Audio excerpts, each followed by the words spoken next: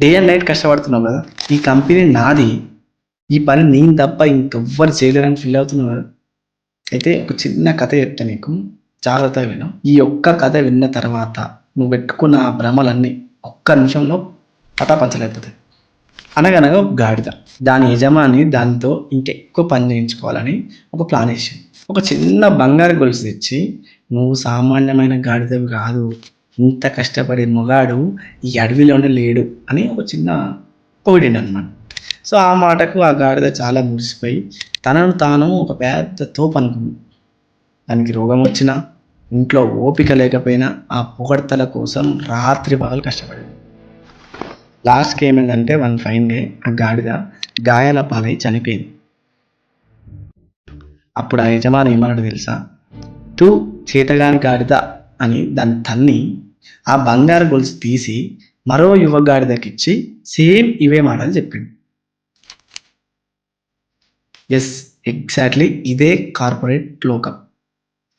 కంపెనీయే నా సర్వస్వం, ఈ ప్రాజెక్ట్ నేను లేకపోతే ఆగిపోతుందని నువ్వు మూర్ఖంగా నమ్మితే అది నీ తప్పు.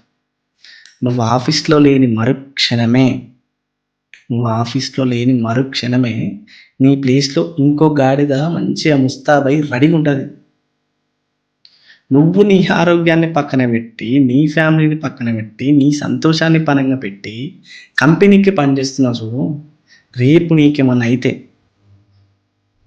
ఒకవేళ నీకేమన్నా అయితే ఆ కంపెనీ నీ ఇంటికి వచ్చి తిండి 1% కూడా పెట్టదు. ఎక్స్పీరియన్స్తో చెప్తున్నా, పెట్టదు.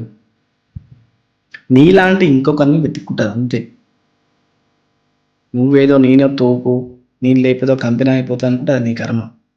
ఇంకా తిండి పెట్టడం పక్కన పెట్టు, నువ్వు బయటికి వెళ్ళిపోయిన తర్వాత నీ మీద నిందలేస్తుంది. పని చేయి, కానీ ఆ పనే నీ ప్రపంచం అనుకో. నీకేదన్నా అయితే బాధపడేది ఎవరు చెప్పు? నీ తల్లిదండ్రులు, నీ భార్య పిల్లలు మాత్రమే కదా. నీ యజమాని ఏమైనా పడతాడు? నీ యజమాని 1% బాధపడాడు. ఈ వర్డ్స్ మీరు ఏదో కంటెంట్ రాసుకొని స్క్రిప్ట్ ముందర పెట్టుకొని చెప్తలే, ప్లీజ్ అర్థం చేసుకోండి. సో ఈ వీడియోని ప్రతి ఒక్క ఎంప్లాయ్కి చేరేలాగా షేర్ చేయండి అండ్ అర్థం కూడా చేసుకోండి. వీడియో నచ్చితే లైక్ చేయండి. ఇలాంటి మరిన్ని మోటివేషన్ వీడియోస్ కోసం ఇప్పుడే మన పేజ్ని ఫాలో చేయండి.